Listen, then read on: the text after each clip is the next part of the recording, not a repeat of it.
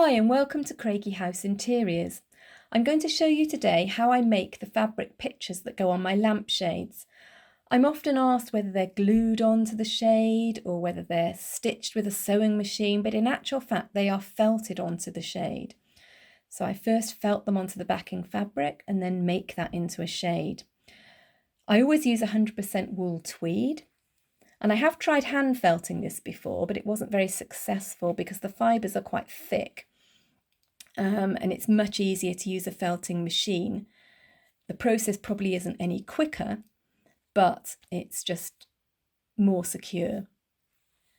So I'm going to show you my felting machine, which is a Simplicity, the most basic model there is. I actually bought the machine just to try it out to see if I'd like using a felting machine. And I enjoyed it so much that I never bothered to upgrade because it did such a good job. It's actually got 12 needles behind this needle guard. They're the same as hand felting needles. They have barbed ends which push the tweed fabric or the wool through the backing fabric and join it together. It's quite a strong join and it certainly wouldn't come apart unless you really pulled it hard. So the first process is to cut that tweed into little tiny strips. In fact, the amount I've done here would be plenty for two birds. I couldn't find the right colour yellow in my tweed stash, so I've found some wool fibre here that I'm going to lay on top to blend in the colour to the right colour for my bird. I've printed a black and white print of my little bird that I'm going to use.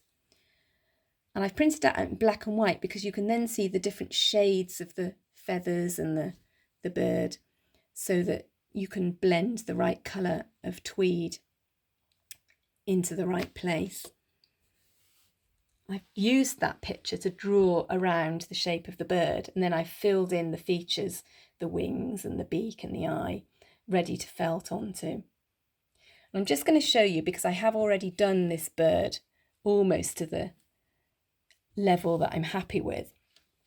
And you'll see him further on in this video being felted, but I wanted to show you how he looked now, because you can see I've got some gaps here that I am going to fill in, and he hasn't got his beak and his eye, but I wanted to show you the back of this felted piece so that you can see how fixed he is to the fabric. And here's the reverse of the fabric. You can see the wool comes through and you can actually see the picture of the bird in reverse. It's very firm and it certainly wouldn't fall off your lampshade. So have a look a bit at him being made now.